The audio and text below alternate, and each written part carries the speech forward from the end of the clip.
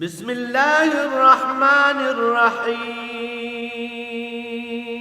الرحمن علم القرآن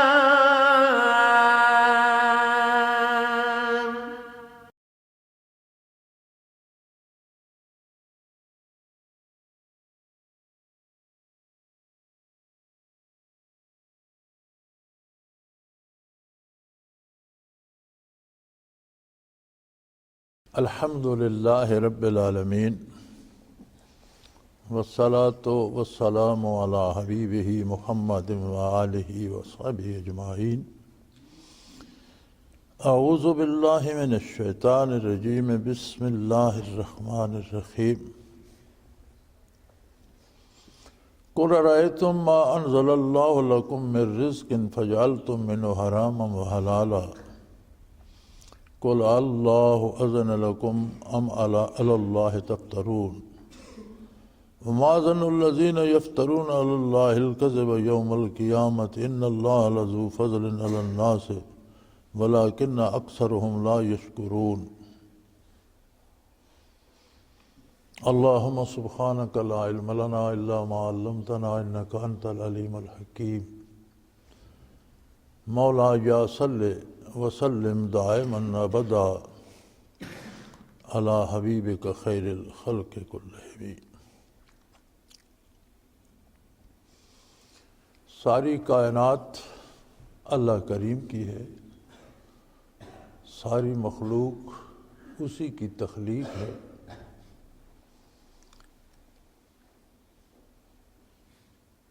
جو مکلف مخلوق نہیں ہے، حیوان، جانور، چرند پرند، ان کو کھانے پینے کے سلیقے فطری طور پر سکھا دیے گئے اللہ کی طرف سے۔ ہر چیز اپنی خوراک تلاش کر لیتی ہے۔ انسان اللہ کی جو مخلوق ہے، اشرف المخلوقات ہے، اس کے لیے یہی فطری تقاضے آزمائش کا سبب بن گئے۔ یہ جانوروں اور درندوں کی طرح پیٹ نہیں بھر سکتا، جہاں سے ملا جو ملا کھا لیا، بلکہ اس کی زندگی دنیاوی جو ہے یہ بنیادی طور پر حصول رزق کے گرد ہی گھومتی رہتی ہے۔ کیسے کمایا جائے، کیا کچھ کھایا پیا جائے، کیسے استعمال کیا جائے، اس کی زندگی کی ساری مصروفیات کا محور و مرکز صرف یہ بات ہوتی ہے کہ چونکہ ساری اشیاء اللہ کی مخلوق ہیں، سارے جاندار اللہ کی مخلوق ہیں، تو یہ قاعدے اور ضابطے بنانا کہ کون کس طرح کمائے، کس طرح کھائے، کیا کرے، اللہ کی عبادت کس طرح کرے، کس انداز سے اللہ کو یاد کرے، اپنی عملی زندگی کس انداز سے بسر کرے، کون سا کام جائز ہے، کون سا ناجائز ہے، کون سی چیز حلال ہے، کون سی چیز حرام ہے، یہ حق اس وحدہ لا شریک کا ہے کہ وہ مقرر فرمائے۔ کائنات کی ہر چیز اس کی ملکیت ہے، پھر ہر چیز میں جو تاثیر ہے وہ بھی اس کی طرف سے ودیت کی گئی ہے۔ اور یہ بڑی عجیب بات ہے کہ ایک ہی چیز ہے، انسان وہ استعمال کرتا ہے، اسے حلال ذریعے سے کماتا ہے، وہ شرعاً اس کا کھانا حلال ہے، کماتا جائز طریقے سے ہے، اور اللہ کا نام لے کر کھاتا ہے، تو وہ نہ صرف جسم کی تعمیر کرتی ہے بلکہ دل کو بھی روشن کرتی ہے، اس سے نور پیدا ہوتا ہے۔ چیز وہی ہے، وہ لایا ناجائز طریقے سے، رشوت سے، چوری سے، ڈاکے سے، دھوکے سے، اسی چیز کو کھاتا ہے تو اس سے ظلمت پیدا ہوتی ہے، جسمانی بیماریاں بھی پیدا ہوتی ہیں، روحانی بیماریاں بھی پیدا ہوتی ہیں۔ وہ مالک الملک اس کی تاثیر بدل دیتا ہے. کسی شے کی تاثیر ذاتی نہیں ہے، اللہ کریم کی دی ہوئی ہے، وہ جب چاہتا ہے اس کا اثر تبدیل فرما دیتا ہے. سو فرمایا جو لوگ اپنی طرف سے مذہب گھڑ لیتے ہیں،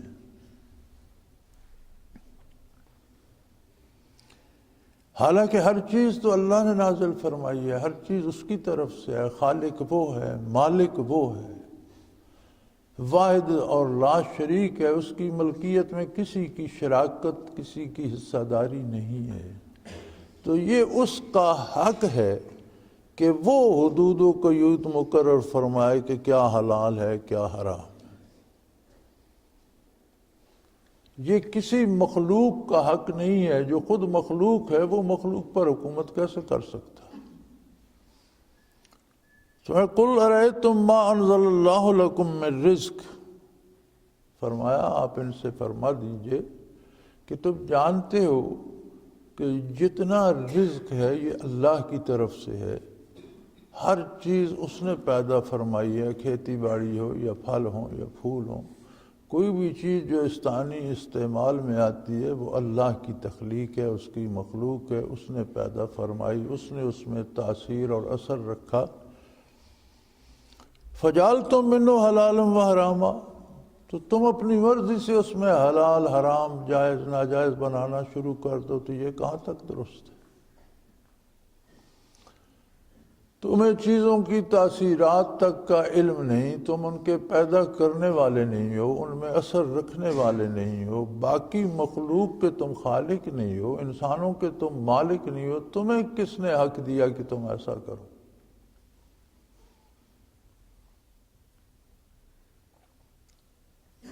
فرمایا ان سے پوچھئے قُلْ اللَّهُ أَذَنَ لَكُمْ، کیا اللہ نے تمہیں اس کی اجازت دی ہے کہ تم اپنی مرضی سے مذہب مقرر کر لو؟ ام علی اللہ تفترون، یا تم اللہ پر بھی بہتان باندھ رہے ہو؟ جو چیز حکم الہی نہیں ہوتی اور بندہ اسے نیکی سمجھ کر یا عبادت سمجھ کر کرتا ہے تو یہ تو اللہ پر جھوٹ باندھنے والی بات ہے. وہی کام عبادت، وہی کام نیکی ہے جسے اللہ نے نیکی کر، وہی چیز حلال ہے جسے اللہ نے حلال کر دیا، وہی چیز حرام ہے جسے اللہ نے حرام کر دیا. یا رسول اللہ صلی اللہ علیہ وسلم نے جسے حلال و حرام کر دیا وہ بھی حضور بھی اللہ کے حکم سے حرام کرتے ہیں، اس لیے وہ چیز حرام ہے. حضور بھی اللہ کے حکم سے حلال کرتے ہیں، اپنی مرضی سے حلال و حرام نہیں کرتے، اس لیے جو حضور فرمائے حرام ہے وہ حرام ہے، جو حضور فرمائے حلال ہے حلال ہے.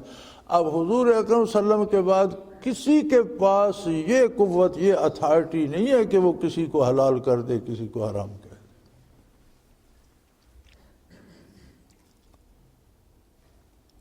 کچھ لوگوں نے تو عظمت الہی کا اقرار ہی نہ کیا، اللہ کی توحید کو نہ مانا، رسالت کو نہ مانا، قرآن کتاب کو نہ مانا، اور انہوں نے مذہب اپنی مرضی سے گھڑ لیے، اپنی مرضی سے پتھر اٹھایا، اسے تراش خراش کر بت بنایا، اس کے آگے سجدہ ریز ہو گئے.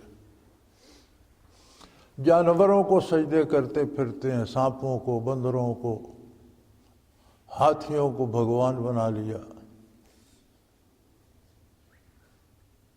لیکن کچھ لوگ وہ بھی ہیں جو دعویٰ تو اسلام کا رکھتے ہیں لیکن سود بھی کھا لیتے ہیں اور اس کے جائز ہونے پر دلائل دیتے ہیں.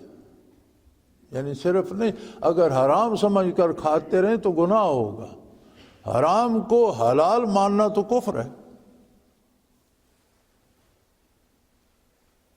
اسی طرح بے شمار رسومات ہیں. مثلا آج کے دن کو دیکھ لو، آج 12 ربیع الاول ہے. پہلے سیرت کے جلسے ہوتے تھے جب ہم چھوٹے ہوتے تھے، تو عید میلاد النبی کا جلسہ ہے، اور اکثر جلسے مساجد میں ہوتے تھے. اکثر لوگ باوضو نوافل ادا کرتے، علماء کی تقریریں سنتے، حضور کے فضائل کا، معجزات کا بیان ہوتا، اور وہ بڑے باادب اور شرعی طریقے سے ہوتے تھے. پھر اس کے ساتھ جلوس کا اضافہ ہوا. اب جلوس میں بہت سی قباحتیں آ گئیں، شور شرابہ، غلغ پاڑا، بے پردگی، نعرے بازی اور تماشا سا بن گیا. اب ہم جلوس سے ترقی کر کے جشن پر پہنچ گئے. جشن میں حدود و قیود نہیں ہوتی، جس طرح جس کا جی چاہے اس طرح خوشی کا اظہار کرے، کوئی آتش بازی کرے، کوئی اچھلے کودے، کوئی بنسری بجائے، کوئی ڈھول پیٹے، کوئی شور مچائے. جشن جو ہوا جو جس طرح جس کا جی چاہے کرے. اب ذرا سوچئے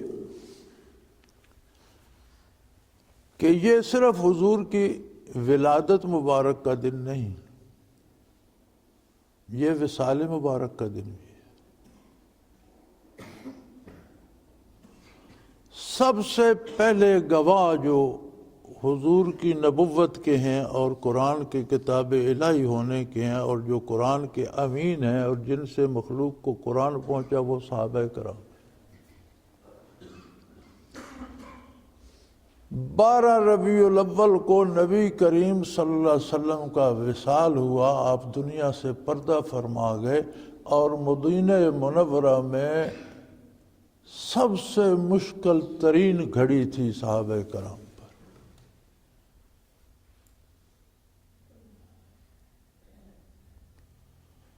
سیرت کی کتابوں میں ملتا ہے کہ دن کو معلوم یوں ہوتا تھا جیسے رات ہو گئی. صحابہ کرام میں کچھ لوگ ایسے تھے جو بیٹھے تھے اور خبر سنی تو وہی منجمد ہو گئے، پھر ساری زندگی اٹھ نہیں سکے. سیدنا فاروق اعظم رضی اللہ عنہ جیسی ہستی پر بھی جذب آ گیا تھا، حواس سلامت نہیں رہے تھے.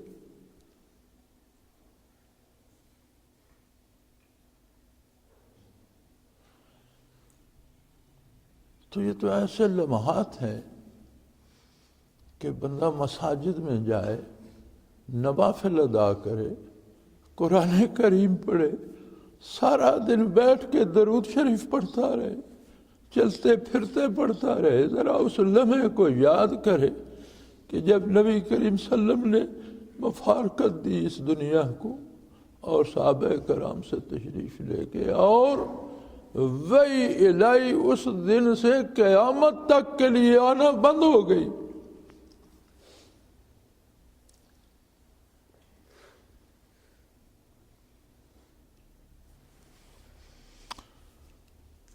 ام ایمن رضی اللہ تعالی عنہ حضور کی بہت پیاری خادمہ تھی.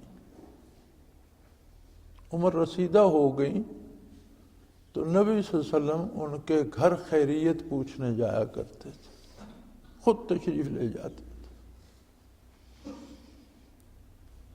حضور کا وصال ہو گیا، دنیا سے پردہ فرما گئے. خلافت صدیق اکبر کا عہد شروع ہوا. زندگی اپنی معمولات پہ آئی تو سیدنا ابو بکر صدیق رضی اللہ عنہ نے حضرت عمر رضی اللہ عنہ سے فرمایا کہ حضور ام ایمن کی مزاج پرسی کے لیے تشریف لے جایا کرتے تھے، ہم پر بھی واجب ہے کہ ہم بھی حضور کا اتباع کریں اور گھر جا کر ان کی مزاج پرسی کریں. انہوں نے فرمایا بہت اچھی بات. دونوں حضرات تشریف لے گئے. جب ان کے پاس گئے مزاج پرسی کی تو انہوں نے رونا ہزاروں قطار روئی. تو انہوں نے فرمایا کہ بی بی آپ اتنا کیوں رو رہی ہیں، حضور ہم سے دور تو نہیں ہیں. انہوں نے فرمایا میں جانتی ہوں، میں رو اس لیے رہی ہوں کہ اب قیامت تک زمین پر وہی نہیں آئے. صرف یہ نہیں کہ حضور نے پردہ فرمایا، اب قیامت تک اللہ کی طرف سے وحی نہیں آئے گی، جبرائیل امین وحی لے کر نہیں آئیں گے. ہم تو اس بات کے عادی تھے کہ کوئی مسئلہ ہوتا فوراً بارگاہ رسالت میں حاضر ہوتے، مسئلہ بیان کرتے، جواب اللہ کی طرف سے آتا، وہی نازل ہوتی، قرآن نازل ہوتا، اللہ کے ذاتی کلام میں جواب آ جاتا۔ اب تو وہ نعمت ختم ہو گئی۔ رسالت موجود ہے، نبوت موجود ہے، کتاب موجود ہے، قیامت تک رہے گی، اس بات پہ رونا نہیں ہے۔ رو اس لیے رہی ہوں کہ حضور کا وصال وحی کو ختم کر گیا۔ یہ ساری باتیں سامنے ہوں تو کیا جشن اور جلوس کو جی چاہتا؟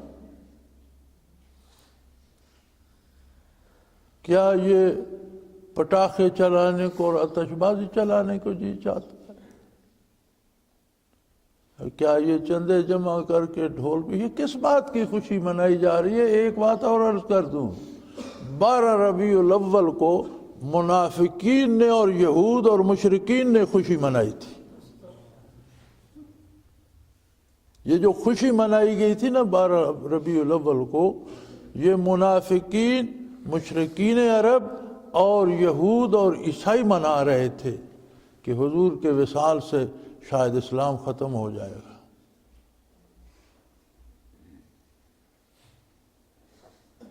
تو یہ لوگوں نے اپنی طرف سے مقرر کر لیا نا۔ وہی بات اللہ کریم پوچھ رہے ہیں کہ تمہیں اللہ نے یہ طاقت دی ہے کہ تم چیزوں کو حلال حرام کرو، نیک بد کے حدود مقرر کرو، اچھا برا کرو۔ یہ جتنے مولوی جلوسوں اور یہ جشن میں ہوتے ہیں، اللہ پاک سب کو نیکی کی توفیق دے، لیکن وہ یہ بات، یہ کوئی میں ہی جانتا ہوں، سارے نہیں جانتے۔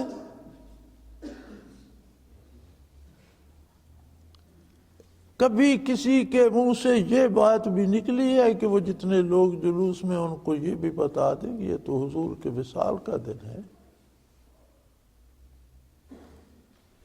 یہ تو وہ دن ہے جس کے بعد کوئی صحابی نہیں بن سکا، نہ قیامت تک بن سکے گا۔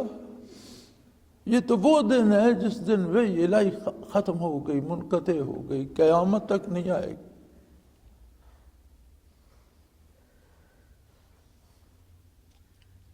یہ تو وہ دن ہے کہ جس دن وہ نعمت ختم ہو گئی کہ بندہ مسجد نبوی میں حاضر ہوتا، حضور سے نگاہ دو چار ہوتی، حضور کی نگاہ اس پر پڑتی یا اس کی وجود عالی پہ پڑتی، تو وہ ایک آن میں ایک عام آدمی سے شرف صحابیت پہ متمکن ہو جاتا، مشرف ہو جاتا۔ اب تو کسی کو اللہ وہ ہمت دے گا، وہ وسائل دے گا، وہ توفیق دے گا، وہ محنت کرے گا، برزخ میں اس کی رسائی ہوگی، حضور کی زیارت سے فیض یاب ہوگا، لیکن صحابی نہیں بن سکے۔ اور کتنے ہوں گے دنیا میں ایسے؟ پتہ نہیں کس بات پہ جشن منائے جاتے۔ اس کے جواز کا کیا ثبوت ہے؟ دین کے امین تو صحابہ سے ہیں، ہمارے پاس سارا دین صحابہ سے ہے، صحابہ پر تو یہ دن قیامت بن کر گزر گیا۔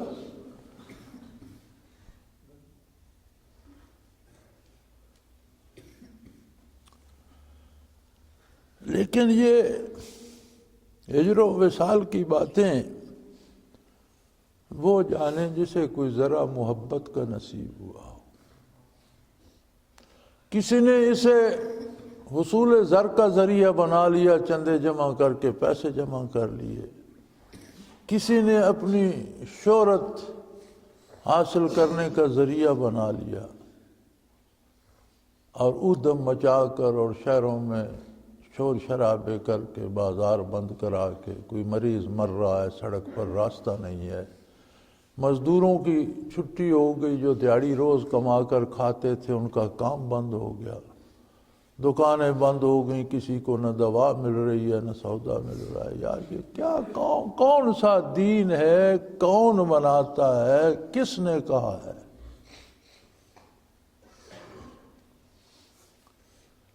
ارشادات نبوی کا مظہر تعامل صحابہ ہے کہ صحابہ نے کیا عمل کیا، وہ دلیل ہے کہ یہ حضور کا حکم ہے۔ اور تمام صحابہ کا مقام و مرتبہ یہ ہے کہ حضور نے فرمایا الصحابی کالنجوم، میرے صحابہ ستاروں کی مانند ہیں، جس طرح ستاروں سے لوگ راہ تلاش کرتے ہیں نا، یہ تمہاری رہنمائی کے لیے وہ ستارے ہیں۔ بِأَيِّهِمْ اقْتَدَيْتُمْ اهْتَدَيْتُمْ، تم جس کا دامن تھام لوگے ہدایت پا جاؤ۔ یعنی صحابہ سارے کے سارے عادل بھی ہیں، ہادی بھی ہیں، جس کا دامن تھام لوگے ہدایت پا جاؤ۔ ذرا صحابت سے کوئی جلوس، کوئی جشن ثابت کرو نا۔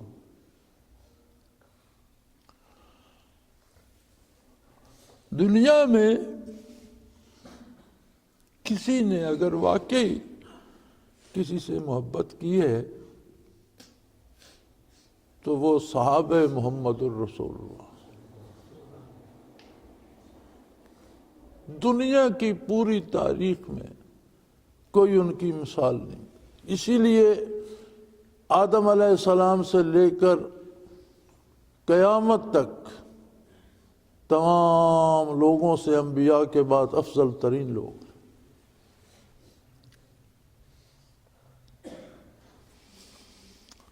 تو اللہ کریم نے فرمایا میرے حبیب ان سے یہ پوچھئے تو صحیح، یہ جو دین تم نے بنا لیا ہے اس کی اجازت تمہیں کس نے دی؟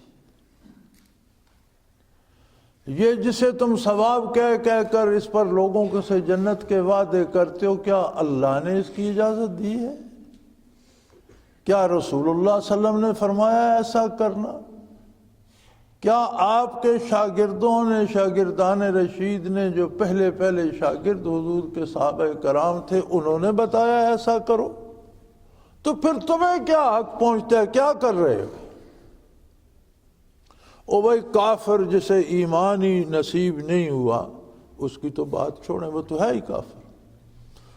وہ تو اپنی خواہشات سے دین گھڑے گا، اپنی پسند سے نیک و بد گھڑے گا، اپنی پسند سے حلال حرام گھڑے گا اور اپنی پسند سے کرے گا۔ لیکن جو ایمان کا دعویٰ کرتا ہے اس کے پاس کیا اختیار رہ جاتا ہے کہ وہ اپنی مرضی سے گھڑ لے؟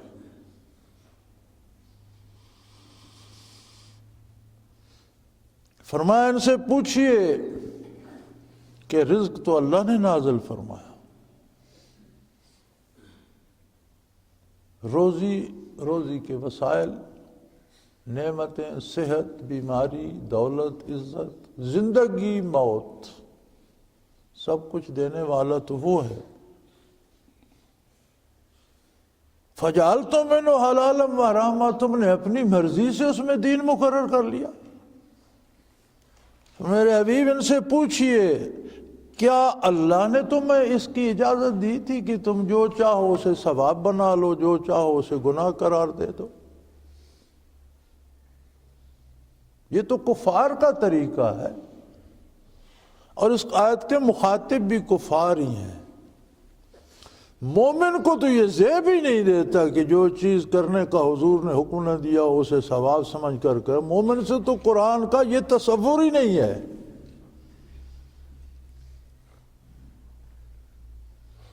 مومن کا تو تصور قرآن کا یہ ہے کہ جب اللہ کا نبی حکم دے دے تو ان کے لیے سوائے تسلیم کے اور کوئی راستہ ہی نہیں، اور صرف ظاہری تسلیم نہیں، دل میں بھی کوئی کدورت، کوئی کھٹ محسوس نہ کرے کہ ایسا کیوں ہے، صدق کے دل سے اس کی اطاعت کر لے۔ ثم لا یجدوا فی انفسہم حرجا مما قضیت، آپ نے جو حکم دیا ہے اس پر صرف ظاہری عمل نہیں، ان کے دل میں بھی کوئی کھٹکا نہ آئے کہ ایسا نہ ہوتا، ایسا نہیں، جو حضور نے فرما دیا ایسا ہی ہوگا۔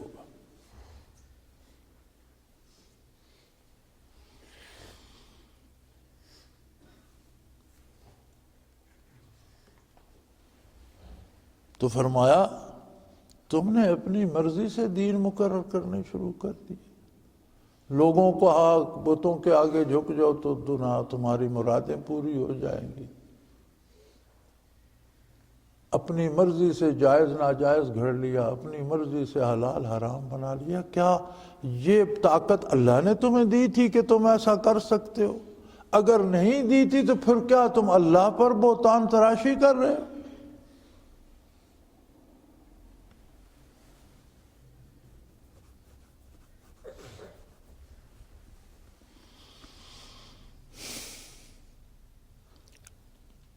میں نے زندگی میں بڑے حوادث دیکھے، اللہ نے محفوظ بھی رکھا، بڑے دکھ اور تکلیف دہ مناظر بھی دیکھے. مجھے رونا نہیں آتا تھا. میرے اعصاب الحمدللہ بڑے مضبوط تھے. دکھ ہوتا تھا لیکن میں روتا نہیں تھا.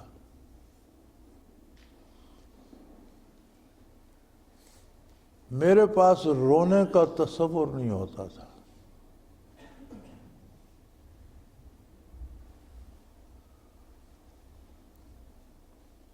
ہم حرمین میں تھے حضرت رحمۃ اللہ تعالی علیہ کے ساتھ، جب غالباً 1974 کی غالباً بات ہے اگر مجھے صحیح یاد ہے. تو ہم پہلی دفعہ غالباً 74 میں گئے تھے. تو جدے سے مکہ مکرمہ حاضری ہوئی، عمرہ کیا، کچھ دن رہے، پھر مدینہ منورہ حاضری ہوئی. 8 دن غالباً مدینہ منورہ میں رہے. تو روزہ اطہر پہ سلام کے لیے روز حاضری ہوتی تھی. میں ایک دن روزہ اطہر سے پہلے اس دیوار کے ساتھ بیٹھ گیا. میں اس سوچ میں ڈوب گیا کہ حضور کا وصال ہوا ہوگا، کس دل سے، کس جرأت سے، کس صبر آزما گھڑی سے گزر کر صحابہ کرام نے محمد الرسول اللہ صلی اللہ علیہ وسلم کو دفن کیا ہوگا.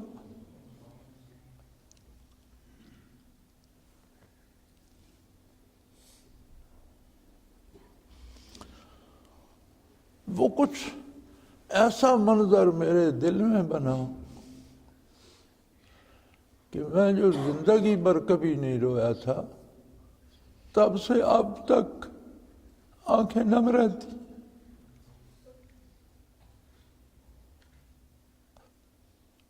بات بات پہ رو رہا تھا.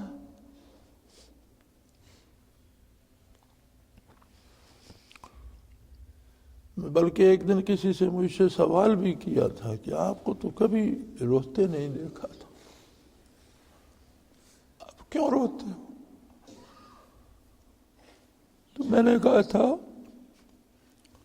کہ جس دل پہ ناز تھا مجھے وہ دل نہیں رہا. کون سا جشن ہے یار آج کے دن؟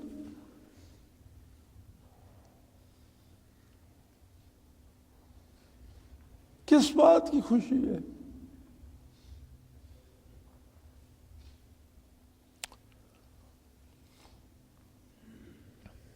آج کا دن تو ہے کہ اطاعت کا عہد تازہ کرو، جو کمی رہ گئی ہے اس کی معافی مانگو.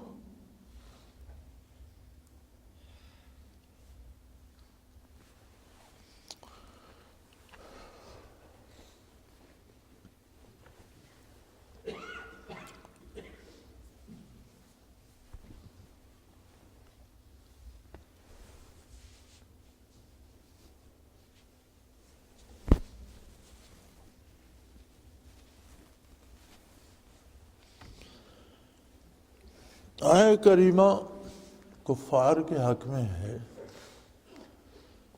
لیکن کلمہ پڑھنے کے بعد بھی اگر کردار ویسا ہو جائے تو پھر کتنے دکھ کی بات ہے. چند سکے جمع کرنے کے لیے اور چندہ لینے کے لیے قوم کے لیڈر اور رہنما جو ہیں وہ بھی اسی رو میں بہہ جائیں.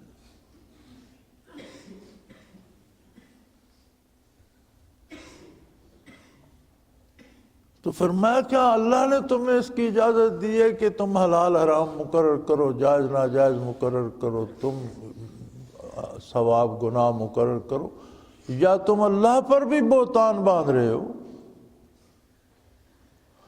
وما ظن الذین یفترون اللہ الکذب یوم القیامہ، اور جو اللہ پر بہتان باندھتے ہیں ان کا قیامت کے بارے کیا خیال ہے؟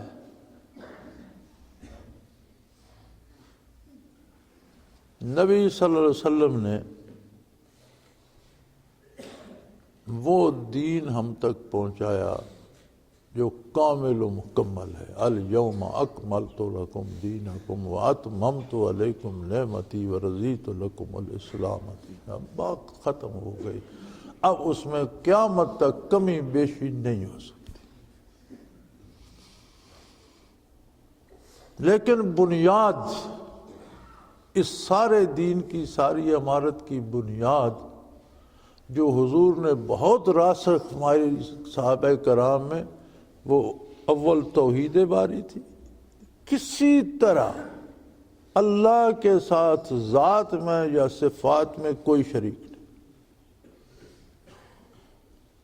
قیامت یقینی ہے، ہر بات کا حساب ہوگا، جواب دینا ہوگا۔ خود قرآن نے فرمایا الذین یؤمنون بما انزل الیک وما انزل من قبلک۔ مومن کون ہے؟ جو اس پر ایمان رکھتے ہیں جو آپ پر نازل ہوا، اور اسے بھی حق مانتے ہیں جو آپ سے پہلے نازل ہوا۔ تو سارے مسائل آ گئے نا۔ پھر فرمایا وبالآخرۃ ھم یوقنون، آخرت کا بھی، حالانکہ آخرت کا عقیدہ اس پہلے میں بھی آ گیا، آیت کے پہلے حصے میں بھی، لیکن پھر تاکید فرمائی کہ جنہیں قیامت کا یقین بھی ہو۔ قیامت کا یقین جو ہے وہ اللہ اور اللہ کے رسول صلی اللہ علیہ وسلم کی اطاعت سے باہر نکلنے نہیں دیتا۔ حضرت فاروق اعظم رضی اللہ تعالی عنہ جیسا انسان، جو کیسر و کسریٰ کا، دو سپر پاورز تھیں اس زمانے میں، دونوں کا فاتح، مدینہ منورہ میں کسی غریب گھر کا پتہ چلا کہ ان کے پاس کھانے کو نہیں ہے، رات کو بیت المال سے آ کر سامان نکلوایا، بوری اس میں بھرا، اور ان خدام سے کہا بوری میرے کندھے پہ لاد دو۔ یا امیر المومنین، آپ کیوں اٹھاتے ہیں؟ ہم اٹھا کے آپ کے ساتھ چلتے ہیں، جہاں پہنچانی ہے پہنچاتے ہیں۔ فرمایا کیا تم قیامت کو بھی میرا بوجھ اٹھاؤ گے؟ یہ ہے وبالآخرۃ ھم یوقنون، جنہیں قیامت کا یقین ہے۔ فرمایا کیا تم قیامت کو بھی میرا بوجھ اٹھا لو گے؟ اگر نہیں تو مجھے آج بھی اپنا بوجھ آپ اٹھانے دو، یہ میری ذمہ داری ہے۔ میں حکمران ہوں کہ رعیت کا کوئی بندہ پریشان ہو تو میں اس کی پریشانی دور کروں، یہ میری ذمہ داری ہے، تمہاری نہیں۔ یعنی دو باتیں یہ بنیاد ہیں دین کی، توحید باری پہ راسخ ایمان، قیامت کا مکمل یقین،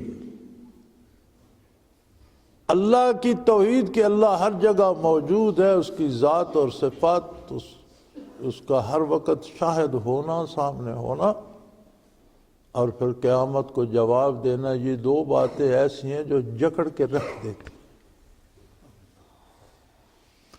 فرمایا یہ جو اللہ پر جھوٹ بولتے ہیں اور بہتان لگاتے ہیں، میرے حبیب ان سے پوچھئے ان کا قیامت کے بارے کیا خیال ہے؟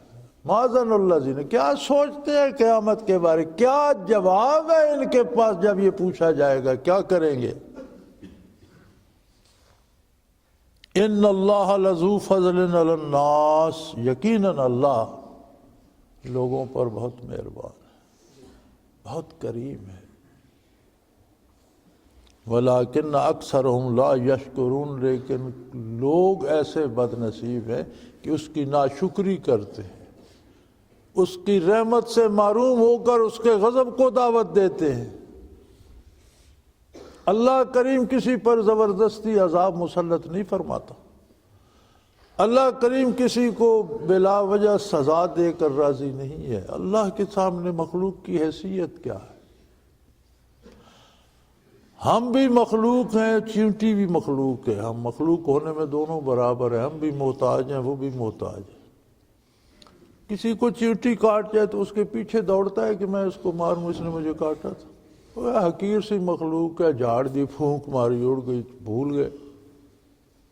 حالانکہ جیسی مخلوق ہمیں ویسی مخلوق وہ بھی ہے۔ تو اللہ تو خالق کائنات ہے، باقی ساری مخلوق ہے، عاجز، چھوٹے چھوٹے سیل سے بنے ہوئے کھلونے، چھوٹے چھوٹے ذرات سے بنے ہوئے کھلونے ہیں سب۔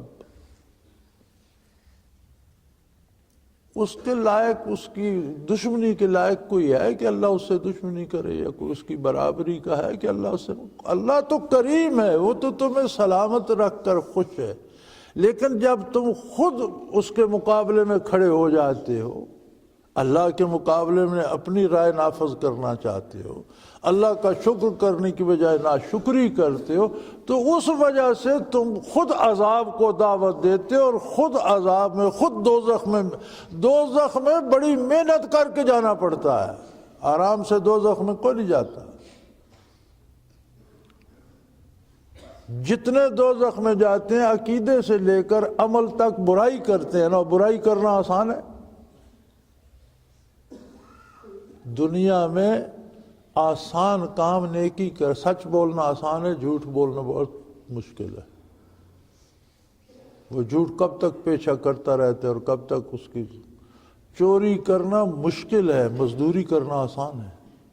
مزدوری کر کے آپ 100 روپیہ لے لیتے ہیں، کوئی نہیں پوچھتا، چوری کا 1 روپیہ لے لیتے ہیں، پیچھے سراغ رساں لگے ہوئے ہوتے۔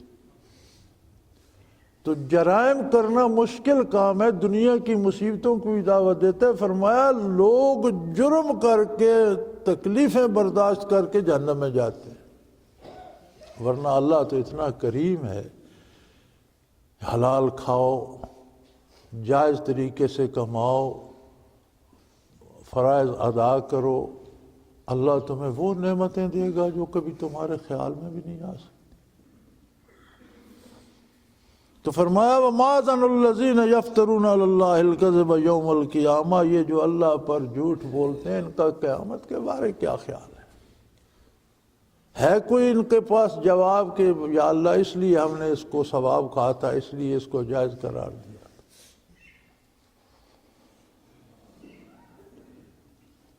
بے شک اللہ بہت مہربان ہے،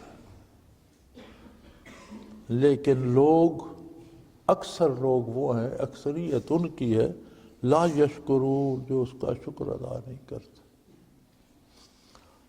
ناشکری کرتے ہیں، گستاخی کرتے ہیں، جرم کرتے ہیں، اور خود کو کھینچ تان کر غضب الہی کی زد میں لے جاتے ہیں۔ اللہ کریم ہماری خطاؤں کو معاف فرمائے، ہمیں نیکی کی توفیق دے۔ اور میں پھر عرض کروں گا کہ آج کا دن مساجد میں گزارنے کا دن ہے، آج کا دن بابوزو رہنے کا دن ہے، آج کا دن کثرت عبادت کا دن ہے، آج کا دن کثرت درود کا دن ہے، کثرت صلاۃ و سلام کا دن ہے۔ اور صلاۃ و سلام اور درود کا بھی ایک سلیقہ اور ایک ادب، ایک طریقہ ہے۔ اللہ اللہ اللہ اللہ ہم سب کو ہدایت دے، ہمارے گناہ معاف فرمائے، اور اطاعت اور نیکی کی توفیق دے۔ وآخر دعوانا الحمدللہ رب العالمین۔ اللہ اللہ اللہ اللہ اللہ اللہ اللہ اللہ۔ حضرت امیر محمد اکرم آبان مد ظلہ العالی دارالعرفان منارہ ضلع چکوال میں سالہ سال سے قرآن و حدیث کے اوپر خطابات کر رہے ہیں اور سلسلہ نقشبندیہ اویسیہ کے مطابق لوگوں کو ذکر الہی کی تربیت دے رہے ہیں۔ وہ قرآن پاک کی تفسیر ترتیب وار بیان کر رہے ہیں۔ تفسیر قرآن کو وہ موجودہ ملکی اور بین الاقوامی حالات کے مطابق بیان کرتے ہیں۔ موٹر وے سے کلر کہار کے انٹرچینج سے نکلتے ہوئے کلر کہار کی جھیل سے ہوتے ہوئے میانی، بوچھال اور نور پور سے گزرتے ہوئے دارالعرفان منارہ پہنچ سکتے ہیں۔ حضرت امیر محمد اکرم آوان نے بچیوں اور بچوں کی دینی اور دنیاوی تعلیم کے لیے سقارہ اکیڈمی کے نام سے ایک درسگاہ بھی قائم کی ہے، جس کا افتتاح ملک پاکستان کے صدر جنرل محمد ضیاء الحق نے اپنے دست مبارک سے کیا تھا۔ وہ تمام احباب جو اسلام کی طلب رکھتے ہیں ان سے گزارش ہے کہ دارالعرفان منارہ ضلع چکوال میں امیر محمد اکرم آوان صاحب کے خطابات سے مستفید ہوں۔ وہ ہر جمعے کو نماز سے پہلے بیان فرماتے ہیں۔ ہر ماہ کی پہلی اتوار کو ماہانہ اجتماع ہوتا ہے جس میں آپ خصوصی خطاب فرماتے ہیں اور پاکستان کے چاروں صوبوں سے احباب اس اجتماع میں شرکت کرتے ہیں۔ اس کے علاوہ یہاں سال میں 2 مرکزی اجتماعات بھی ہوتے ہیں، ایک رمضان المبارک میں اعتکاف کا اجتماع اور دوسرا جولائی اور اگست میں 40 دن کا اجتماع ہوتا ہے جس میں روحانی تربیت کی جاتی ہے۔ اپنا خون سیماب دے کر اتنا ہم کر جائیں گے، نام آقا کا چمن میں پھر رقم کر جائیں گے۔